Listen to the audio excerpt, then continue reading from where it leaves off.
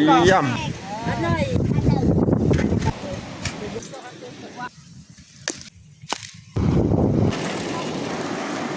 สิน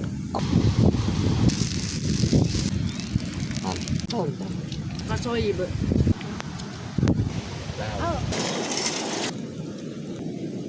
แต่ว่าอย่าลืมกดไลค์กดแชร์และกดติดตามเด้อพี่น้องกล่าวทักทายสบายดีเบิร์ดสู่ครูสู่คนเนาะยินดีต้อนรับเขาสู้ซองเบายืงเนาะแล้วก็ภัยทีมาเบิ่งมาส้มมาคลิปเบายืงกับเบายืงกับขออวยพรให้ลำให้รวยพี่น้องเนาะแล้วก็สำหรับมื้อนี้แมนคอยสีพาเมียเขาห่วยคือเก่าเข้ามาฮอนคำฮอนทองนี่แหละถึงว่าจะบ่ได้เฮาก็ต้องจำเป็นได้พาเพราะเป็นอาชีพของบ้านเฮาเนาะหรือว่าเฮาจะหารายได้รายเสริมก็แม่นทางนี้นำเนาะหาเฮ็ดให้ไถนานำเนาะแล้วก็มื้อนี้ก็พาเมียมาฮอนทองเนาะมื้อนี้ก็ค่อยก็ฮอนนำเพราะว่ามื้อนี้นี่แม่นเฮาถือบาง2อันเนาะเฮาก็ต้องได้ฮอนมื้อ2เพราะว่า2เทื่อเฮาลงหั่นแม่นอันเดียวเฮาถือเนาะมื้อนี้ก็2ใบเลยเฮาถือบางฮอนคำเนาะพี่น้องเนาะนี่ทางนี่แม่นเขาเจ้าควัดฮอนแล้วเนาะนี่อันนี้แม่นบางฮอนของเฮานี่แหละ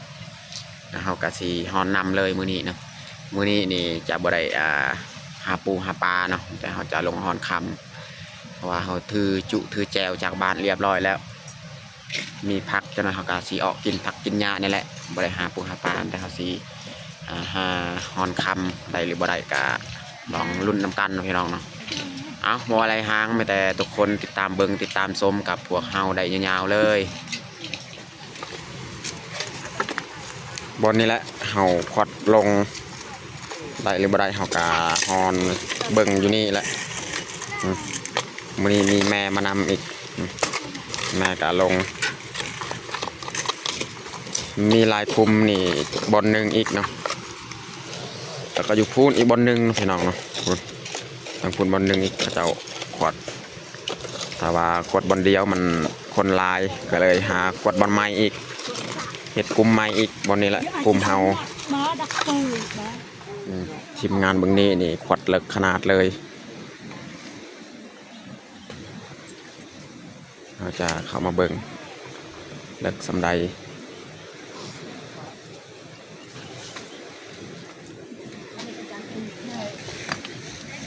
โ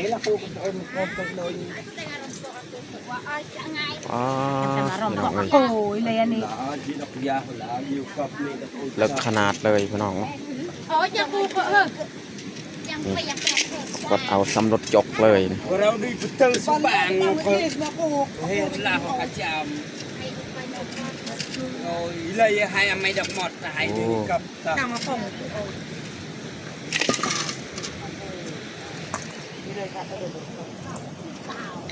กดทางนี้มันสอดทางนี้เลย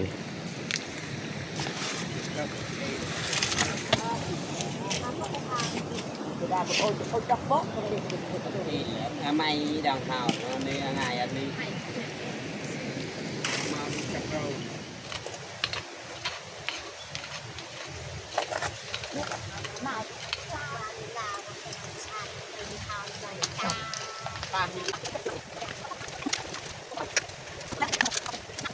บางเมียนี่ฝนตกมันเป็นเรื่องสองเตะง่ายปะปะกะลังใจเลยกะลังโอ้ยจ้ามาจ้าเย่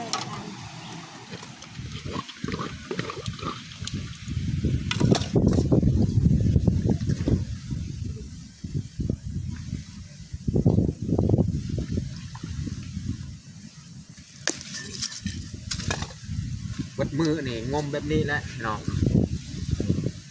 วัดก็เลิกความเลิก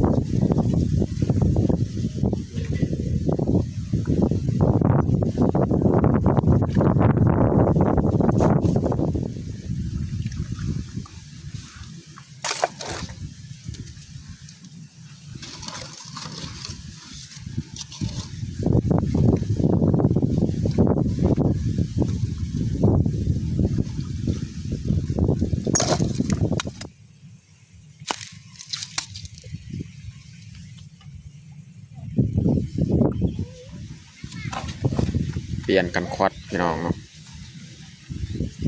แต่ว่าเฮากับเมียนี่จะบ่เข้าทีมงานอยู่เทิงหั่นเนาะทีมงานอยู่เทิงหันหลายคนเขาจะควัดหอนเอาอยู่นี่นะ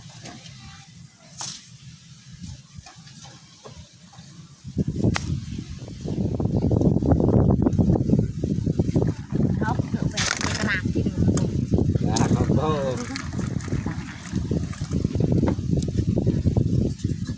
Lấy cái nghề tay anh này lại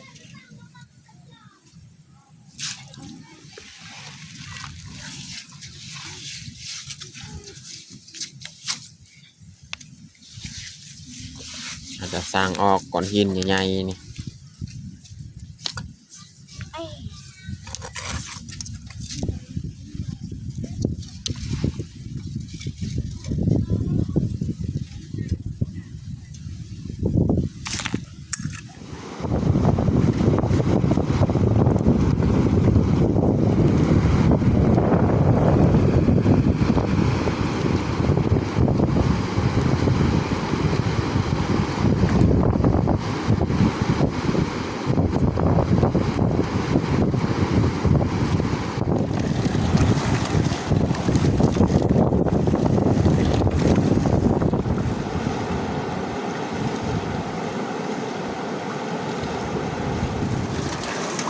จังดินบางบอกบอกบางนน yes yo một thành lốp ấy cả hết lợn thành thật lốp nữa chân lợn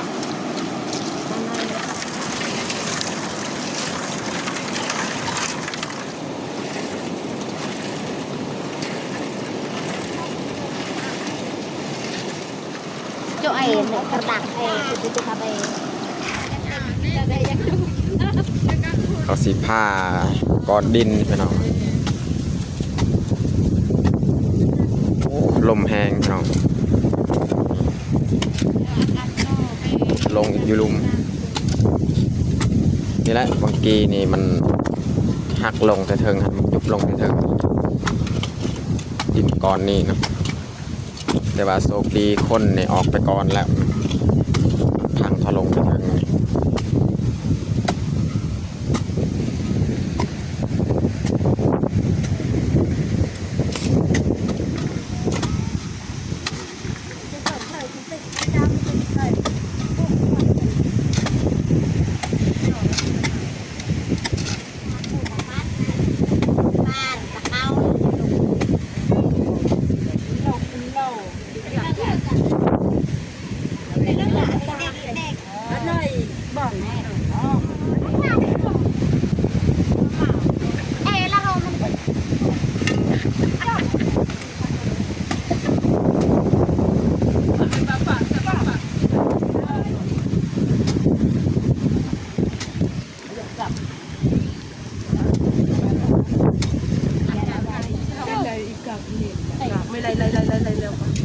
Rồi anh đi tìm tên này phòng thì đi đâu không vật thì đột chậm chẳng cái tập chẳng ngại cái tập rồi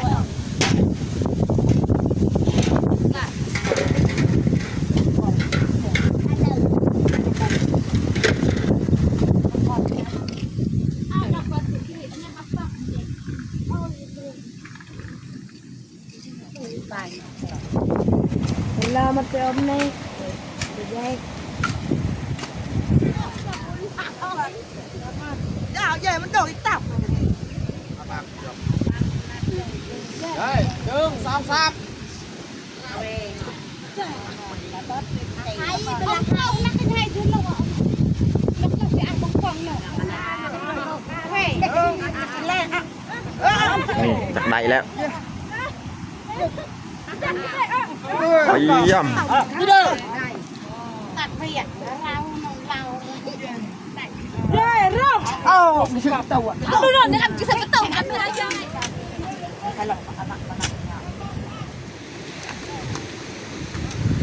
ตอนนี้เฮากาสีผักเทียงพี่น้องเนาะอันนี้น้องแยกเริ่มมาก่อไฟดังไฟนี่ให้ดูน้องๆจูน้องๆนี่มันมาลิ้นนี่พวกน้องแยกนี่มันมาลิ้นหอดเทียงมาเฮ็ดอาหารการกินพี่น้องเนาะอาหารการกินกับบุมีหยังลายนี่ เมียเอาน้ำมันหมูแล้วก็ซีนแห้งซีนควายนี่3 เซนแกงใส่ผักกาดพี่น้องเนาะเห็ดแบบง่ายๆพี่น้องเนาะเพราะว่าฝ้าวอยากไปหอนคำต่อส่วนเมียนี่ยังหอนคำโอ้แล้วคอยสิมาเฮ็ดอาหาร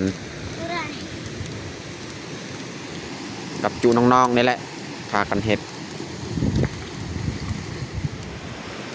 นี่เอาซอยชิ้นแห้งสีแกงใส่ผักกาด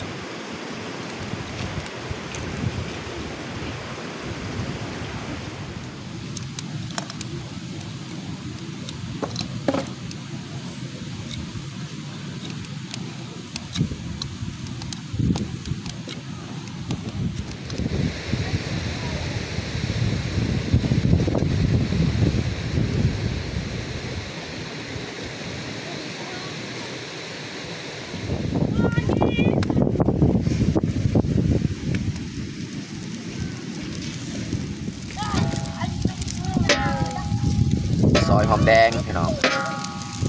เฮ็ดแบบง่ายๆอยู่ป่าอยู่ห้วยพี่น้องเอ้ย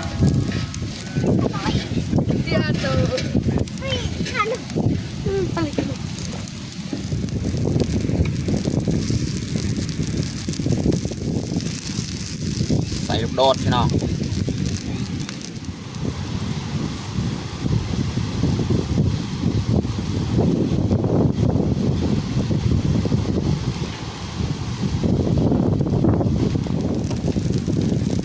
ใส่ผักวันนี้ใส่ผักกาด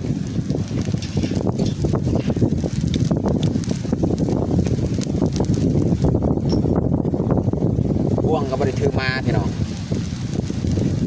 คนกับไม้อยู่แล้วสุดท้ายใส่หอมบัวหอมปอม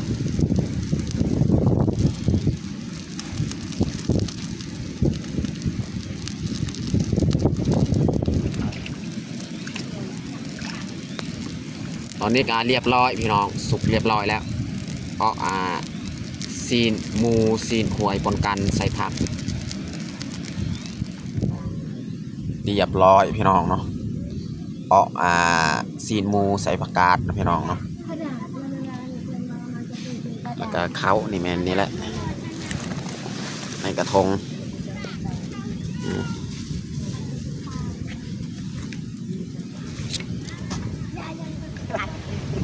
หมดแล้วตอนเด็กเด็กจ๋า ดอกลูกบอล เด็กขนาดเด็กก็ยังจ๋า น้องจ้า จ๋า จ้า ขึ้นมาจ๋าไป มาทุกคนมากินข้าวเที่ยงน้ำกัน ใบอันนี้จ้ะ กินตากแดดเลยพี่น้องลมกะแห้งๆ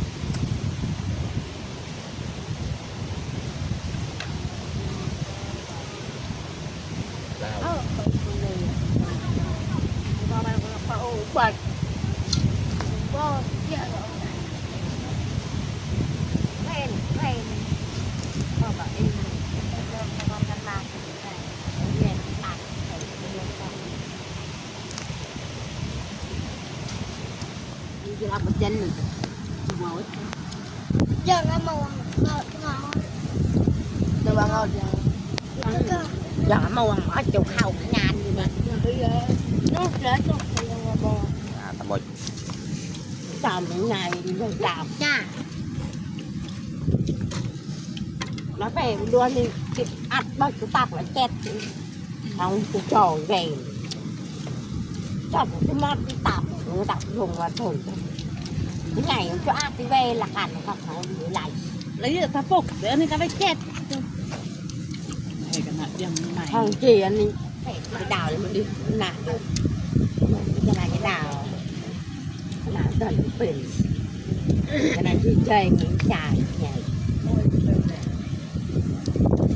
จ่าได้เลยตึ้งแต่ไม่กันแล้ว เอวหมดแดกอันนี้ แล้วนำว่าปลาเก็บมาเวตัดข้าว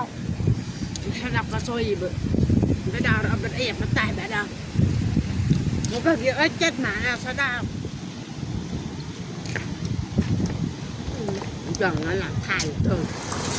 Thế nó vô không hết thì tao bọc ní.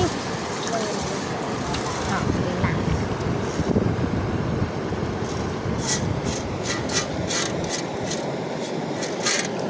เม็ดน้อยๆพี่น้อง hả Đi lại cái chồng. cứ cà phê đạc xin bày hàn đồ mặt anh ơi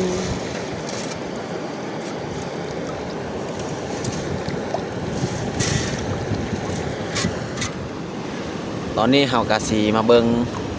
ผลงานเฮาฮอนคำมื้อนี้เนาะพี่น้องเนาะ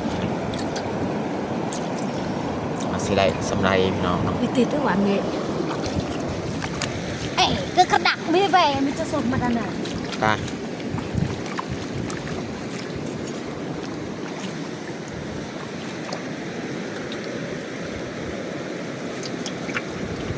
เราจะมาเบิ่งพี่น้องเนาะเบิดมือนี่ว่าได้ลายสำไร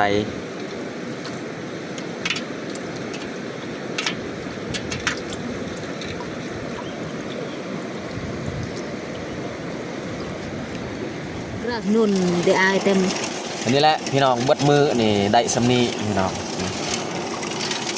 เบิ่งไปเป็น กว่าสิได้สำนีนี่ลากอีเรือพี่น้อง nhưng lửa tơi là có chẳng về cái đột con hào và rồi ไม่ไหวมีห่านไอ้สากับกูมีห่านหลอกmặt cho bữa tao không lao cam yang tao อันนี้เขาจะเป่าใส่บวงอันนี้เผาใส่ไฟเรียบร้อยเนาะ tột yang cần ôm kia ôm yang kia ôm ăn cờ tột là tự về kia ôm là cả yang cần ôm yang kia ôm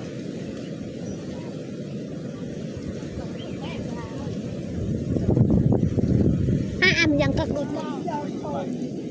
นี่แหละพี่น้องเนาะยัดใส่ขวดเรียบร้อยเบิดมือนี่ได้สำนีแล้วนี่แต่ว่ามือนี้แค่แน่กลัวมือที่ผ่านมานะพี่น้องเอาเอาสิเตรียมกลับบ้านแล้วนี่มาเป็นกะสีตกดินแล้วนี่แต่ว่าทีมงานนี่ยังยืนนี่เป็นทีมงานนอนไปกลับบ้านแต่ว่าเขากับเมียนี่กลับบ้านเพราะว่าลูกสาวยังอยู่บ้านเตรียมมัดเครื่องคอง cho này yang ăn นี่ดาว